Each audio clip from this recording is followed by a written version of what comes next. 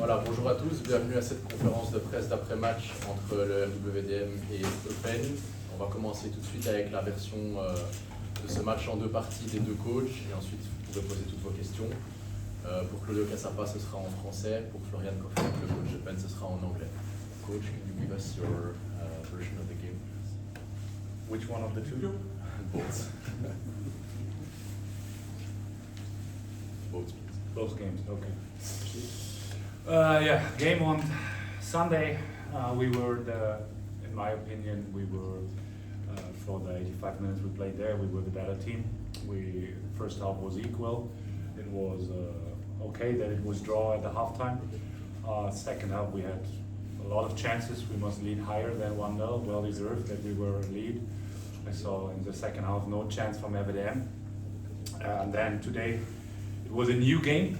This is important for me because it was a new game, because it was allowed to substitute players, obviously, and this was a new game with a special character, just 10 minutes, and yeah, also today, I've never been in a situation like this, and I hope I will never be again, because the decision of the federation was, for me, it's not a sportsman decision, to be honest, but okay, that's how it is. And today, nothing happened really in this game. It was just 10 minutes circus, and now we get the points.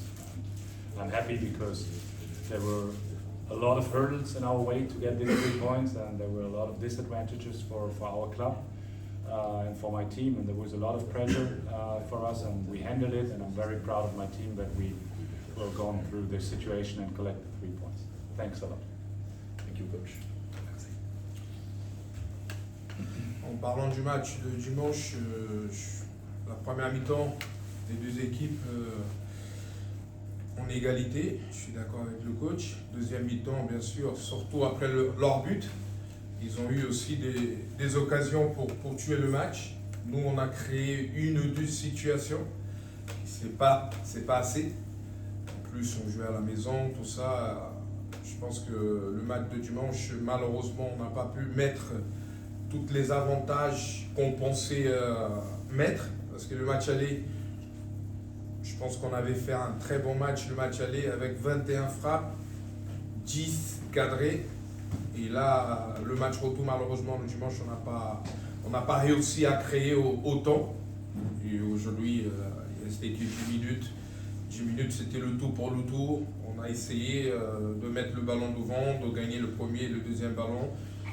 C'était pas le cas, on a créé une ou deux situations, mais malheureusement aujourd'hui on n'a pas réussi à marquer non plus. Ok, pour faciliter les questions avec les micros, we're first going to begin with the questions for the Eupen coach, Florian Koffel. So if you have questions, please ask them. You got three big points here in Molenbeek, 3 big points for you. On Sunday, Antwerp is coming. Totally different team. You play at home, you have the advantage of a home game. But what do you expect for Sunday? Yeah, for sure. Will be a completely different game and a tough game at home, but we have now a little bit of boost, I think. The mood I feel with the team after going through this is very good, and we will try everything there. I expect that we have to defend a lot. They will try to find solutions on the ground. They try to play a lot of ball possession, and we have to be annoying to them and also be brave with the ball, because this is our biggest strength in my opinion. We create chances in every game, doesn't matter against whom we play, and then we have to be effective with the chances, and that's the goal for Sunday. It's totally clear. We want to keep the points in Eupen. We said in the trainings camp 2 weeks ago, we said now we go game by game, and now this is over. This took a little bit longer, this game, but now it's over, and we go to the next game, and game by game we do put everything we have there and try to win this game. Let's see what Antwerp is doing tonight in Leuven. They have a game also today, so yeah, let's see. Some hours ago you published that you put a player on a loan. Is there anything else happening on the Kalvik / on any players coming in the next days still? Oh, I'm sorry. The last 2 days I was really in trouble with preparing this game, so I don't know if there are new players coming. I always say the same. It's not the coach's task to talk about new players. It's the coach's task to work with players and make players better. And let's see what happens. But transfer window is still open, I think. How different was it to prepare this game and then the others? Totally different, because it was also for us, it was, first of all, it was a big task of organization, because a club like Eupen is not a club where we have 6-7 physios, for example. So we had to take the decision, we must take all the players we have, also the injury players we take with us to these to train there. So in the last days we had also 2 trainings there with injured players, with the players who were not able to play, recovery group. This was first of all a big organization task for us. And then the preparation of the game was like also we didn't really know what will happen, but we expected a lot of long balls, like they came then, and we tried to prepare this with positional tasks for every player. We took focus a lot on the set pieces, and for sure we had the mental strategy to be aggressive in our hearts, but cool in our minds. And I think the guys did it brilliant. So it was a special preparation, definitely, and a big thank you to the staff around, because this was a big effort they had to do in the last 2 days. How did you explain this little charade to your German friends or colleagues even?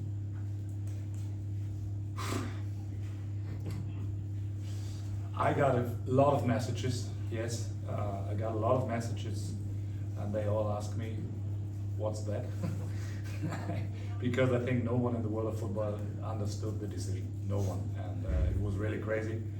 But it's at the end, it's not the fault of the players or the coach of FDM, so it's just a nonsense rule. I can't name it other way. And all my friends in Germany and around the world of football were always surprised how this could happen. But I stopped to explain, because then I had to write 1,000 messages, and it was better to just focus on the game. Coach, is there another solution maybe to think about another rule so that there is no influence of the fans?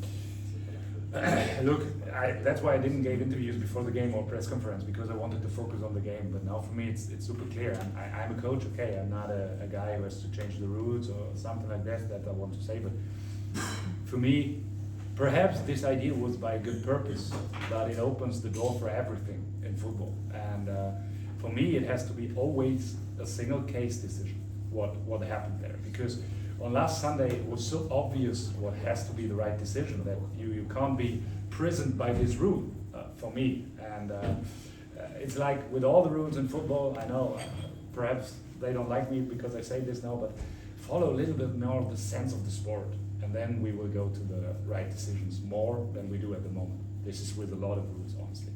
And in this case, for me, it has to be a single case decision in all times. No more questions for Eupen's coach? Ok, on va passer aux questions pour Claudio Cassapa, le coach du WDM, en français s'il vous plaît. Julien. Bonjour coach, qu'est-ce que vous avez dit aux joueurs dans cette situation très particulière, très bizarre?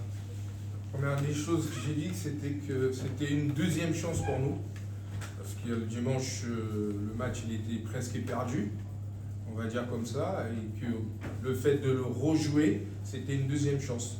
Il fallait y croire jusqu'au bout, on allait jouer, on ne savait pas trop, 10, 12, 15 minutes, et là c'était 10 minutes, qu'il fallait y croire, il fallait tout donner pour pouvoir créer la situation, l'occasion, et c'est lui qui allait avoir cette occasion, il fallait être lucide pour la mettre dedans.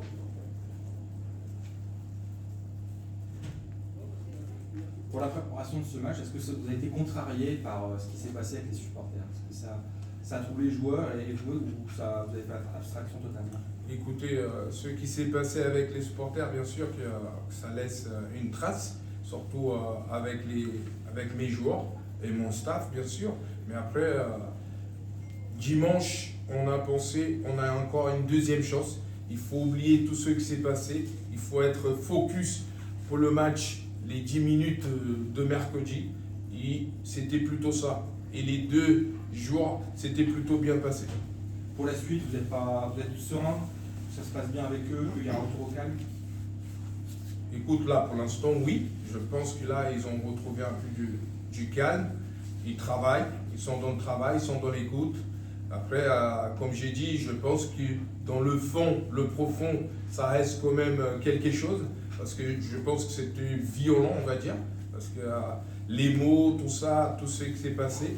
Mais après, nous sommes des professionnels, on travaille, on va continuer à travailler pour pouvoir revenir le plus vite possible à gagner un match. Qu'est-ce qui est le plus compliqué cette saison pour vous? C'est un club qui est en reconstruction, il y a eu plein de nouveaux joueurs. C'est quoi le plus compliqué? C'est d'avoir bien démarré, de redescendre? Il y a une attente trop forte peut-être aussi vers WDM? C'est un peu trop tôt de demander trop? Non? Attendez, il faut juste savoir le contexte. Le contexte depuis le début de saison, il est compliqué, il est difficile. 4 jours avant le premier match, il y a tout un staff qui part, un autre staff qui arrive. Il y a aussi beaucoup de nouveaux joueurs qui sont arrivés. C'est vrai que le contexte il est plus compliqué et en plus avec les blessures. Le dernier match du championnat avant Nouvel An à Westerlo, moi j'ai dû jouer avec moins 7 joueurs titulaires.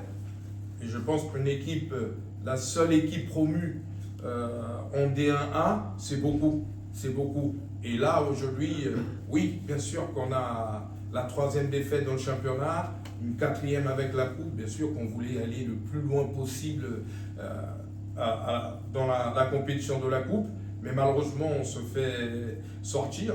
Mais après il faut aussi avoir au stand, bien sûr on a fait un mauvais match, mais au stand aussi ils ont éliminé Open, ils ont éliminé Genk, ça veut dire qu'ils ont eu du caractère.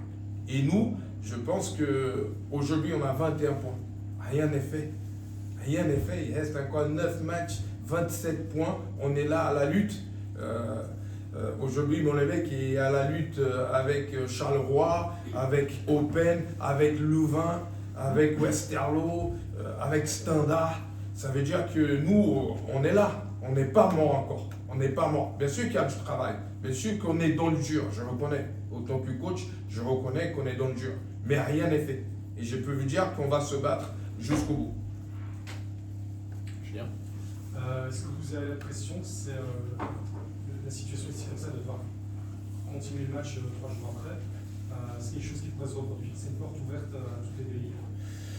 Écoutez, une bonne question, parce que ça fait au moins 30 ans que je suis dans le foot. Jamais vécu comme ça. Ce genre de match qu'il fallait finir 10 minutes, 15 minutes, 5 minutes. C'est vrai que le règlement, c'est le règlement qu'ils ont fait ici. Après, nous, les coachs, on n'est pour rien. Nous, le coach, bien sûr, il est venu pour bien défendre. Il a réussi. Moi, je suis venu aujourd'hui pour jouer les 10 minutes à fond, en bloc, pour essayer de marquer. Je n'ai pas réussi, mais je pense que le règlement, c'est eux qui sont les chefs à la clé de tout ça. La même question en fait. Est-ce que vous avez une solution pour ce règlement qui est un petit peu bizarre? Ouais, vous l'avez déjà dit, c'est bizarre, oui.